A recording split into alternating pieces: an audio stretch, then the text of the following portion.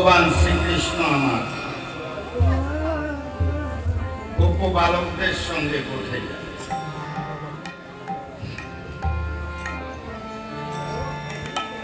বিভিন্ন খেলা করছেন বৃন্দাবন।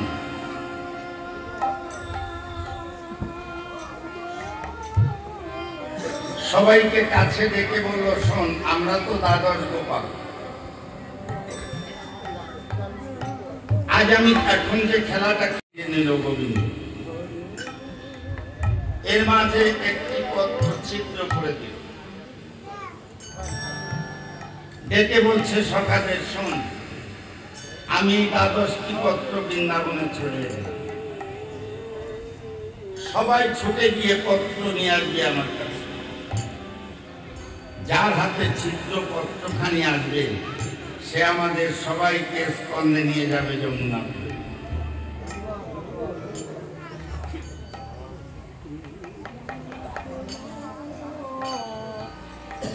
চতুরের রচনা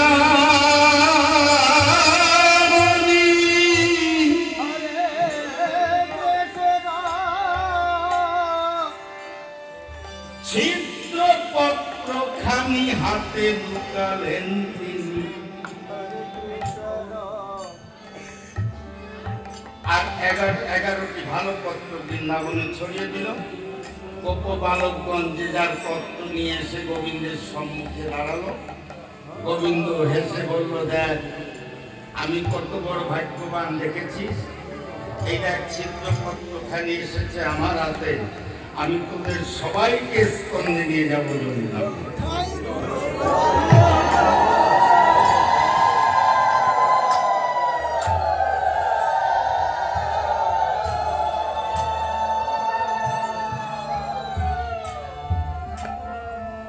দশজন গোপালকে বৃন্দাবন থেকে যমুনা পুলিনে গোবিন্দ রেখে,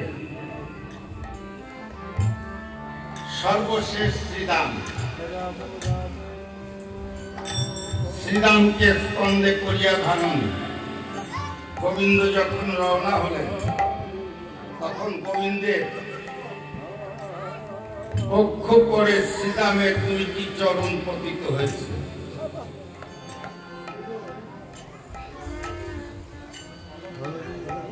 হঠাৎ শ্রীরাম অনুভব করছে গোবিন্দের নয়নের জল শ্রীরামের যুগল চরণে পতিত হচ্ছে।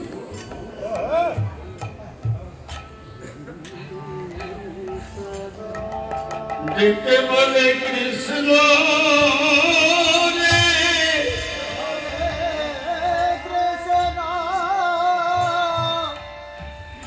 তোর নয়নের জল আমার চরণে পতিত হচ্ছে ভাই।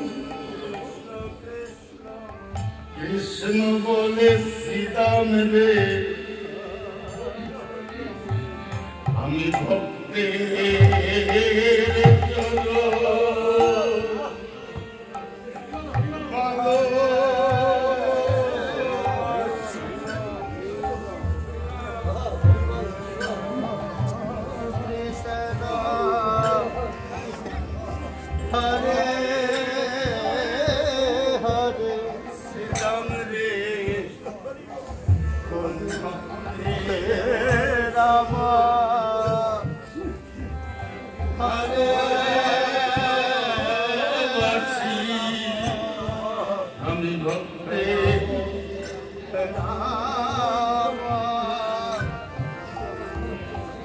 হরে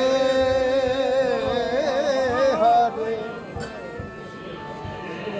আই থাকি ভক্ত চরণে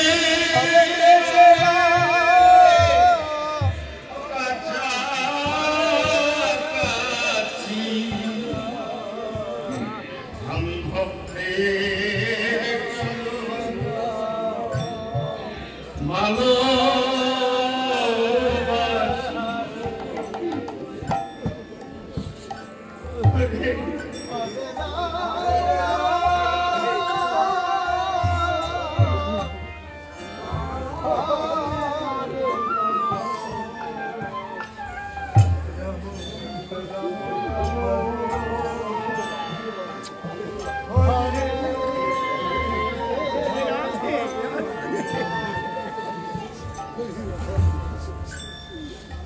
সিদ্ধান্ত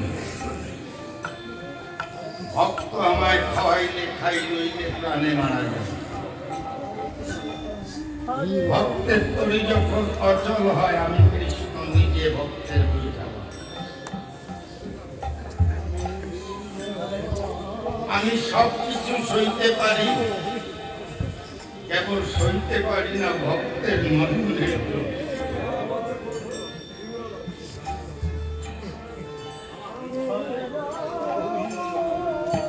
দুপুর পর্যন্ত খেলতে খেলতে সবাই ক্লান্ত হয়ে গেল।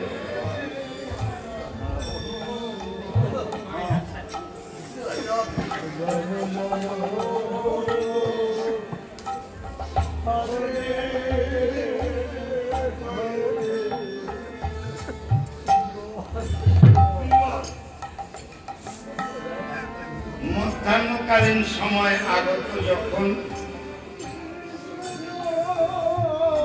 এমন সময় গোবিন্দ বলছে সকাদেরকে ডেকে শোন, ক্ষুধার জ্বালা সইতে পারছি না। এটা কেমন কথা? যিনি সকল জীবকে আহার যোগান ভগবান শ্রীকৃষ্ণ স্বয়ং বলছেন ক্ষুধার জ্বালা সইতে পারছে।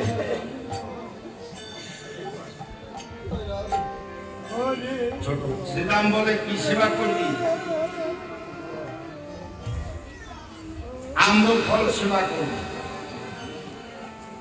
শ্রীরাম বলে কৃষ্ণ বিগত দিবসে বৃন্দাবনে এসে এই যেভাবে আমার স্কন্ধে চড়ে ফল পেরে আমার সেবা করিয়েছিলি, আজ তোমার স্কন্ধে চড়ে ফল পেরে আমি তোকে সেবা করি।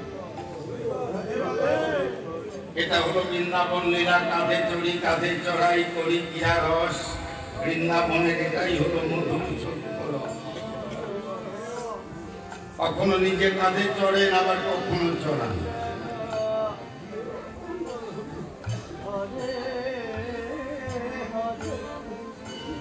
কৃষ্ণ বলে আমার আপত্তি নাই, আমি একটু নিচু হয়ে দাঁড়াবো। গোবিন্দ নিচু হয়ে দাঁড়ালেন।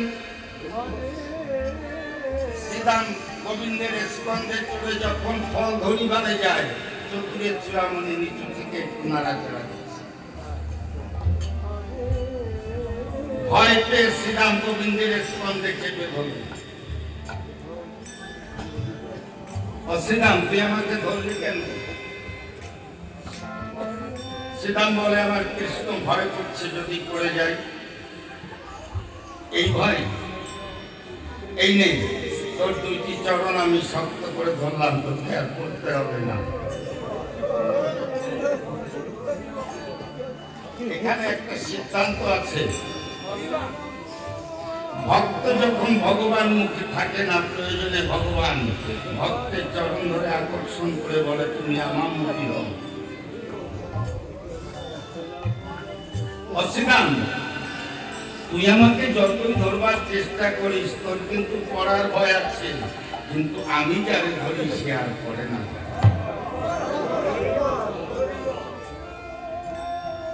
এইবার নির্ভয়ে শ্রীরাম একটি আম্র ফল, পাকা আম্র ফল এনে গোবিন্দের সম্মুখে দাঁড়ালেন।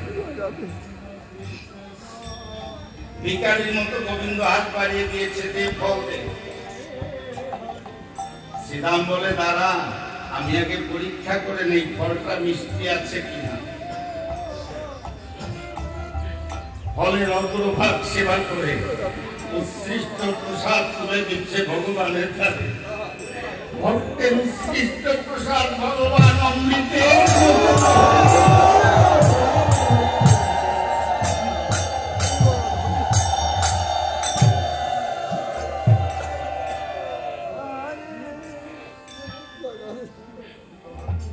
ভক্তের উৎকৃষ্ট প্রসাদ ভগবান একটু গ্রহণ করে বলছে আর ফল সেবা করবে। এই সেবা করবি, অন্ন সেবা করবি। শ্রীরাম বলে এটা তো বৃন্দাবন, এখানে কি অন্ন করে না রন্ধন? অন্ন আনতে হলে হয় আমার যাবত যেতে হবে, আর নতুবা গোকুলে যেতে হবে। বৃন্দাবনের তিনটে অংশ, যাবত, গোকুল আর বৃন্দাবন। কৃষ্ণ বলে অন্ন বৃন্দাবনে আছে, কোথায়? ভান্ডি বনে, মুনিপত্তি বনে অন্ন করিয়াছে রন্ধন। তারা তাদের হৃদয় মন্দিরে আঁকিয়া আমার যুগল চরণ, আমাকেই তারা করছে আহ্বান। শ্রীদামে চলে গেল 101টা মুনির কুটির বাঁধা শ্রীদামে দেখিবারে পাই। প্রত্যেকটা ঘরে উঁকি দিয়ে দেখে, প্রত্যেকটা ঘরে একটা রমণী আছে, কোন ঘরে সন্তান। সবাই সিদ্ধমণি কিনা, কারো ঘরে সন্তান। শ্রীরাম একটা ঘরে ডাক দিয়ে বলে, মা ঘরে কি আছো, দরজা খোলো। যখন হলো মা শব্দ, রমণী রান্না হয়ে গেল স্তব্ধ। আমাদের এখানে কারো কোনো সন্তান নাই, মা বলে ডাকলো। দরজা খুলে দেখে আঁকি মেলে, শিরে ফুলো ঝুঁকি বাঁধা, গলে বন ফুলের মালা, হাতে পাঁচনি নড়ি, আকর্ণ এত রচন, যুগ্ম গুরু কহিত কনক কান্তি, দেখলেই যায় মনের ভ্রান্তি। 11 বছরের একটা কিশোর দাঁড়িয়ে আছে। জননী বলে, তুমি কে গো? শ্রীদাম বলে, মা আমি শ্রীদাম। বাহ, শ্রীদাম তো অনেকের নাম, তুমি কোন শ্রীদাম? মা আমি কৃষ্ণ সখা শ্রীদাম, আমি গোবিন্দের সখা শ্রীদাম। জননী দেখে বলে, তোরা কে কোথায় আছিস? আয়, এই দেখ আজ আমাদের ঘরে ভক্ত শ্রীদাম এসেছে, তোরা প্রণাম কর। শ্রীদাম বলে, মা তোমরা আমায় প্রণাম করো না, তোমরা ব্রাহ্মণী, প্রণাম করলে আমি হব দোষী। জননী দেখে বলে, শ্রীদাম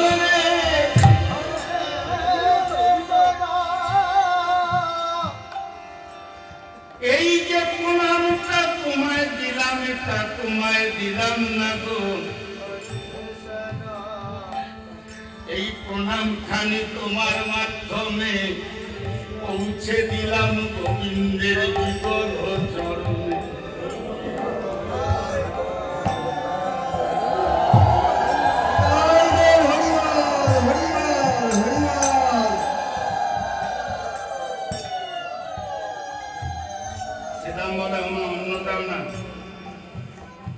কেন? গোবিন্দ অন্ন সেবা করে। জননী বলে, দেব না আমার, তাহলে এতক্ষণ যা দেখলাম সব মিথ্যা। জননী বলে, শ্রীরাম আমাদের মনের কথা বোঝো না, আমাদের মনে আছে ভাবো, আমাদের রন্ধনকৃত যা কিছু আছে সবই আমরা নিয়ে যাব, নিজেদের হাতে মেখে গোবিন্দের বদলে আমরা মনের আনন্দ তুলে দেব। 101 জন মুনিপত্নী নৈবেদ্যের থালা সাজিয়ে যে যার যাত্রা করলো কৃষ্ণের কাছে। প্রথম আগে একজন মুনি যোগতে যায় না, উনি বাধা দিয়েছে, কেউ যেতে পারবে না গোবিন্দের কাছে। মুনিপত্নীরা বলে, মুনি যেতে না দিতে চাও, তোমার স্ত্রীকে ঘরের মাঝে তালা বন্ধ করে রাখো, আমরা যাবো কৃষ্ণের কাছে। মুনি সত্যি তার পত্নী যখন হাত ধরে দিল টান, পত্নীর মলিন হলো বদন খান। ডেকে বলে, স্বামী আমার এই মন গেছে কৃষ্ণ চরণে, এই দেহের পরে অত্যাচারে কোনো লাভ হবে না। মন যদি কারো কৃষ্ণ চরণে গায়ে অনুক্ষণ লাগিয়া প্রেমের বাঁধন, এই দেহের বাঁধন তাকে আটকায় না। ওরা যখন কৃষ্ণের কাছে যায়, দূর থেকে মুনিপত্নীরা দেখতে পায় যে মুনিপত্নী ঘরের মাঝে তালা বন্ধ রয়, সর্বাগ্রে ওই মুনিপত্নী গোবিন্দের বদনে অন্ন করে দিচ্ছে।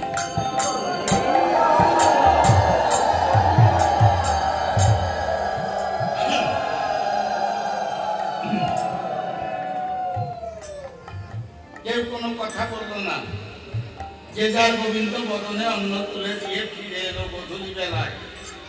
পথে আবার মুনির সাথে দেখা হয়, ডেকে বলে, মুনি আমাদেরকে বঞ্চিতা করবার লাগে তোমার স্ত্রীকে কোন গুপ্ত পথে পাঠিয়ে দিয়েছ কৃষ্ণের কাছে। মুনি বলে আমার স্ত্রী ঘরের মাঝে তালা বন্ধ আছে, দেখবে চলো। মুনি যখন ঘরের তালা খুলে দিল, সবাই দেখতে পায় যার যার নয়নে মুনি পত্নী বসে আছে ঘরের মধ্যখানে। ব্রহ্মরন্ধ্র ফেটে প্রাণ পাখি চলে গেছে।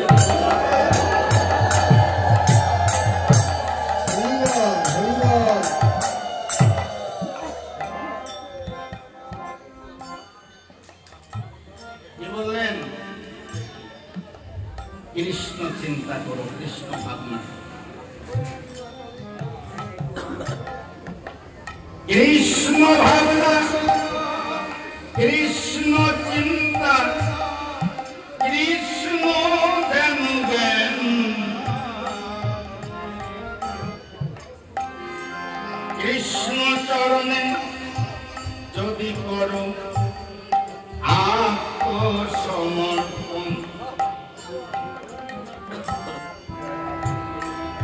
যদি তুমি কৃষ্ণ নাম অভ্যাস করো গ্রহণ, হৃদয় মন্দিরে সতত করবে নিজের নাম শ্রবণ। হৃদয় মাঝে কৃষ্ণের চরণ করিয়া অঙ্কন, ওই চরণে করো তুমি আত্মনিবেদন।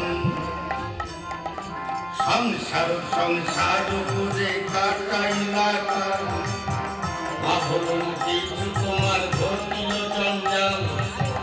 এই না দেহ পতন হলে কি রবে আমার, এখন এই ছবি দিবে মন পুত্র পরিবার।